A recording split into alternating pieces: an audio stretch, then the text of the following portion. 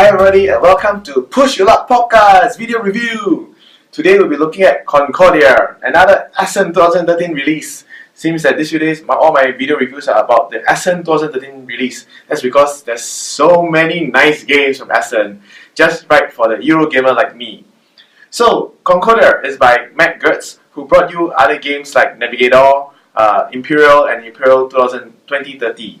All of Matt Gertz's game has been characterized by the presence of a rondo, where you get to choose where your pawn will move in a circle on the rondo and get to choose action. However, in Concordia, there is no rondo at all. So this is a kind of a disconnect from his other previous designs.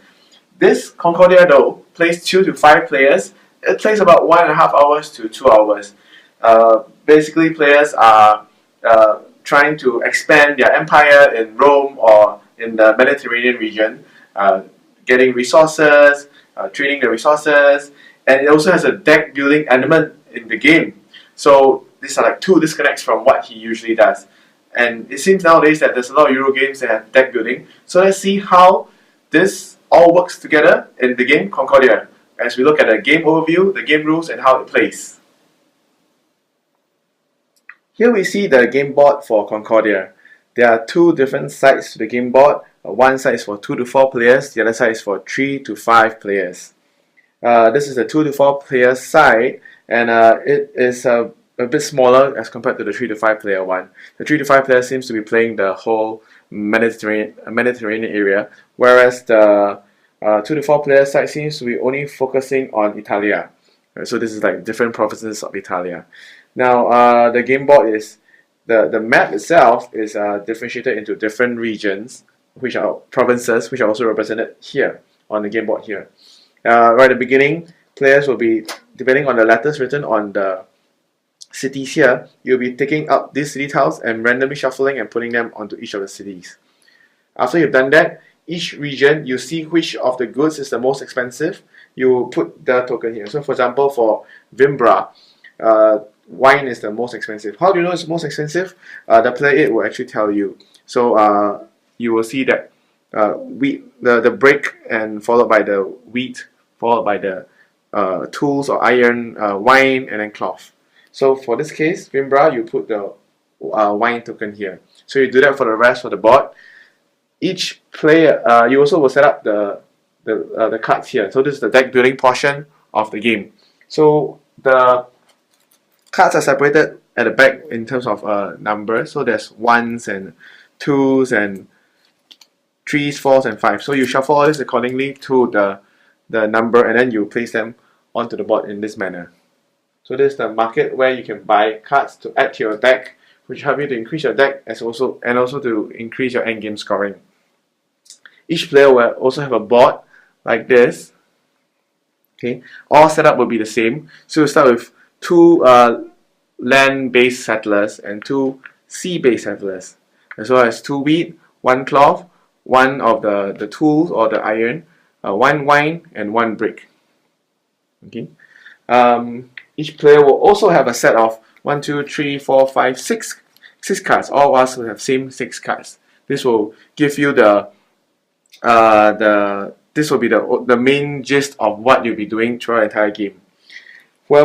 You also get a play aid card, which will tell you what, on this side will tell you the endgame scoring so you can plan for it. The other side will tell you the different costs of placing one of your buildings onto one of the cities. Finally, the last player will receive the bonus. This bonus will allow you to get twice the resources when you get a province bonus. However, after you used it, the last player who used it, you need to pass it to your right. You will only not need to pass it if you're getting the province bonus in terms of money and rather than goods. So how do you play the game? During your turn, each player will be choosing one of these roles to do. Okay, when they chose the role, they'll do it. Alright, they'll do the necessary actions on the board, and then their turn is done. Then you'll pass to the next player, and so on and so forth. So in this way, players will keep doing this until the endgame condition is triggered. So when the endgame condition is triggered, players will count their points, including the endgame scoring, using the score track all around the board, and whoever has the most points will win the game. So let's go into details of how to play the game. So the main thing you need to focus on is the different actions available in the cards. Okay, so the card will have a name, the action they do, as well as the end game scoring that the card will provide you. So the different abilities of the cards, each of us will start with the same. So the different abilities are Senator, which allows you to purchase up to 2 personality cards and put them into your hand. This means that you can buy the cards from here.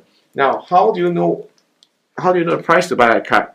For the subsequent cards, that is not your base cards, right? Your base cards will not have a cost, but the subsequent the cards that you want to buy will have a cost here. So this means that you need to pay 1 brick and 1 wheat in order to buy this card. Now, the first card is always free. Subsequently, if you want to buy the rest, this will be wild, so you need to pay 1 extra wild resource of your choice. Otherwise, you need to play cloth, 1 wild and 1 cloth, and 2 cloths. Once the slot is empty, the rest of them are shuffled down and new cards will be replenished. So that's Senator. Diplomat. Use your opponent's top face-up personality card. So whenever you play a card, you put it face-up in front of you. Subsequently, future plays, you put them on top of each other. So your discard pile will only have 1 discard pile and it will be stacked up. So you'll be stacked up your cards on on your own discard pile. So the Diplomat allows you to use an opponent's top face-up personality card in its discard pile. That means you can copy someone else's card, which is quite useful because, for example, if you have used up your Senator or your other cards and you want to use them again, you can now copy them if the opponent's card appear. This also means that if an opponent bought a very powerful card and you want to copy it, you can do so after the opponent has played it. Take note that all cards that you have bought will be put in your discard pile. Will be put in your hand, right? Not in your discard, will put in your hand. You can use it immediately. Next, Architect. So you'll be having 1 Architect. Architect allows you to move your colonists. So right at the beginning, each player will be having one land colonist and 1 sea-based colonist at the starting location. So here would be, I think, would be in the middle. Okay, Roma here. So you start off in Roma. Okay, so this means that the Architect allows you to move your colonists and then build in cities adjacent to your colonists. So this is the primary action which will allow you to expand your territory. So by placing these buildings onto cities. So how do you move? You need to see how many colonists there are on the board, regardless of either it's land or it's sea. So you count the total number of colonists you have on the board. Now you can move 1 colonist, that number of spaces, so each colonist 1 space each, in any combination that you want. So for example, now I have 2. I can move my land 1, 2 on the brown tracks, which are for land, or for the sea-based ones, I can move 1, 2. Or I can move 1 and I can move 1. Now wherever you stop, there can not be anyone else's colonists on it. So after you're done moving, you can build. Now, for example, for this case, I want to build here. You can build as long as they're adjacent to your colonists. You can build. So, for example, if I happen to move this way, I can move it this way. For example, all right, I can build this too, and I can build this too. So, what is the cost of building? You refer to your player 8 card, which is very helpful. You look at the cost here. So, for example, if I want to build this brick 1, I actually pay 1 wheat, $1. If there are existing other players that are there already, alright, if you want to build, if you're the second one, you just need to pay double the costs. So only the money cost is double. The basic resource that you need to pay is still the same. So if there's a third one, if yours is the third building there, you need to triple. If you're a 4th building there, you need to quadruple. Okay, so this is the benefit of going to place your colonies first, because you make it more expensive for other people. So this is move your colonists and building cities. Next, you have the Mercator. Mercator allows you to take $3 and then you trade up to 2 types of goods. That means you choose 2 types of goods. You can either buy or sell them, up to you, in any combination that you want. So this is helpful for you to be able to sell, get a lot of money, and buy things that you want. Next will be the Tribune, which again I'll cover this later on. Prefect. Prefect, you can turn over 1 active province tile to take the production bonus and then province produce. So, or you can reactivate all province and tiles to take the coins as a cash bonus. what does this alt text mean? So you need to refer to the province area here. There will be different province tiles. These are the benefits that were set up right at the beginning. So you choose one province, you get a benefit. So regardless of whether you are there or not, you will get the benefit here. If you're the last player and you had the province bonus, you get twice the province bonuses. So when you flip over, it becomes money on the other side. Then you look at the province that you activated. For all players who have buildings, cities on each of the city tiles will get the resources based on where they are. So for example, if I activated Vambra and I have one building here in this city, I'll get one brick as well, including the wine, I'll get a brick. So you need to be aware where people are, what kind of provinces bonuses that you want. So in a way, this is it feels a bit like a friendly cooperative way, because if I am there, you can help me, or you can help yourself, and all of us will get the bonuses in this way. The other way of using the prefect card, which is to reactivate all province tiles and take the points as cash bonus. That means that you can look at the province area here. After a while, a lot of them will be flipped.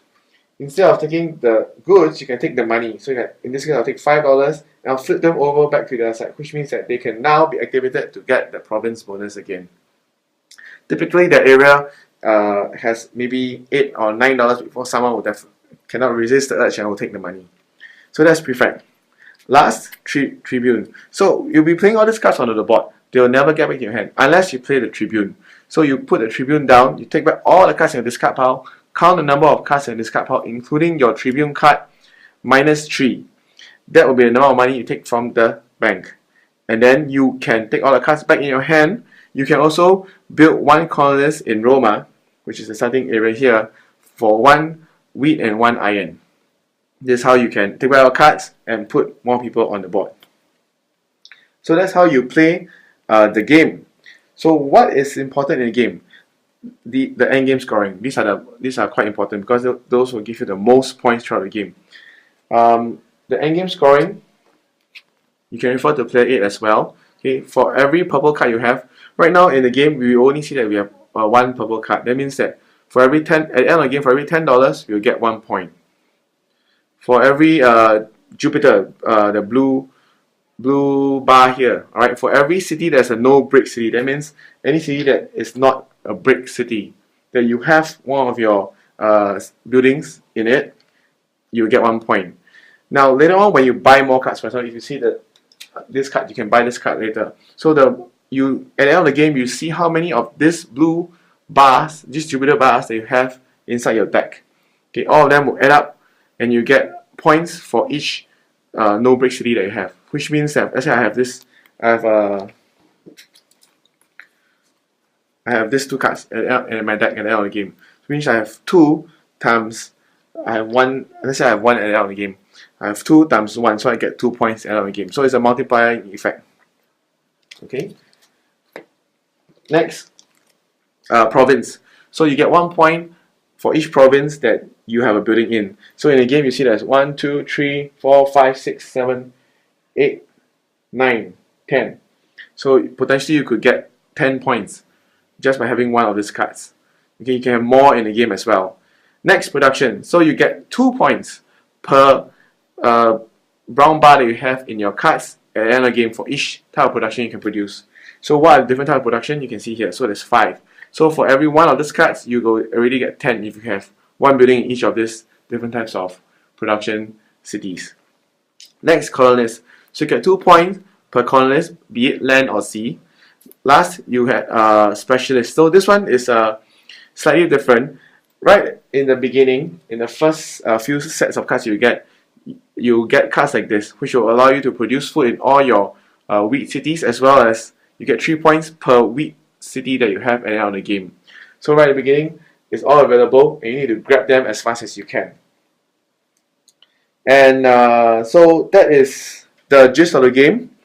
You'll be trying your best to get cards which will give you a lot of endgame bonuses, store them, use them as well to develop, to expand your land, get more resources, trade more resources, get money, and push up points. So at the end of the game, when it finally ends, you you will get a lot of bonuses depending on which of the different types you have aimed for. Now, how do you know how many types of them are there in the game? So you'll be able to see here. It's a bit small right now. I'll read up to you. So for 2 players, for example, there will be three Jupiter cards in the entire game.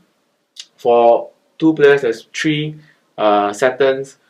There will be 2 of the Productions one, and finally there will be 2 Mars. So this will allow you to plan ahead so that you can see what cards are coming out, what cards you can grab, and how you can gain the most points at the end of the game. So let's take a look at what are my thoughts and final review comments about this game. And so that's the rules overview of the game Concordia. Now, I was genuinely surprised to see that there's another deck building element in another Essen game release. So there's like what, 3 Essen games so far that have deck building elements in it.